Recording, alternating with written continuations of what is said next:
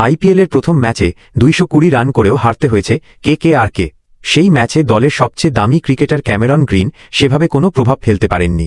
ব্যাটিংয়ে ভালো শুরু করলেও ১০ বলে ১৮ রানেই থমকে যায় তার ইনিংস, এবং দ্বিতীয় ইনিংসে কেকেআরের হয়ে বোলিং করতে দেখা যায়নি তাকে। এই আবহে ম্যাচের পরে রাহানেকে প্রশ্ন করা হয়েছিল গ্রিনের বোলিং নিয়ে। ম্যাচ শেষে রাহানে বলেন, আশা করা হচ্ছে গ্রিন শিগগিরই বোলিং শুরু করবে, তখন কম্বিনেশনটা একটু অন্যরকম হবে। এই মুহূর্তে আমাদের ভারসাম্যের দিকে নজর দিতে হবে।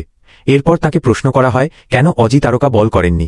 সেই প্রশ্ন শুনতেই রাহানে অকপটে বলে দেন, এই প্রশ্ন আপনাদের ক্রিকেট অস্ট্রেলিয়াকে করতে হবে, আমি বলতে পারব না।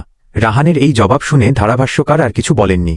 এদিকে ২২০ রান করেও হেরে যাওয়ার পরে রাহানে বলেন, ব্যাটারদের নিয়ে আমি খুশি, যদিও একটা সময় মনে হচ্ছিল কেকেআর ২৪০-২৫০ রানের গণ্ডি ছুঁতে পারে।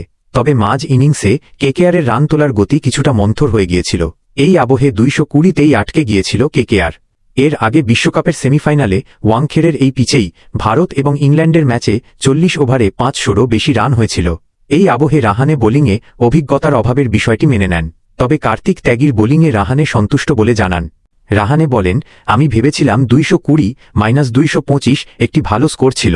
আমরা সত্যিই ভালো ব্যাটিং করেছি, তবে আমাদের বোলিং আক্রমণে অভিজ্ঞ কম। এই ছেলেরা শিখবে। মুম্বই ইন্ডিয়ান্সের ব্যাটিং লাইনআপ শক্তিশালী, তাদের বিপক্ষে খেলে আমরা সত্যি অনেক কিছু শেখার সুযোগ পেয়েছি। বৈভব, কার্তিক, মুজারবানিরা আইপিএলে নতুন, তবে এছাড়া আমাদের দুজন অভিজ্ঞ স্পিনার আছেন। তবে আমি ভেবেছিলাম মুম্বই ইন্ডিয়ান্স ভালো ব্যাটিং করেছে। এদিকে নিজের ব্যাটিং এবং চোট নিয়ে রাহানে বলেন, আমি এখনও ৩৭ বছর বয়সী তরুণ, আমি ভালো বোধ করছি। তবে হ্যাঁ, আমি ক্র্যাম্পের সাথে লড়াই করছি। এটা মুম্বইয়ে ঘটে থাকে, এখানে প্রচুর আর্দ্রতা রয়েছে। তবে এই মুহূর্তে আমি যেভাবে ব্যাটিং করছি তাতে আমি সত্যিই খুশি।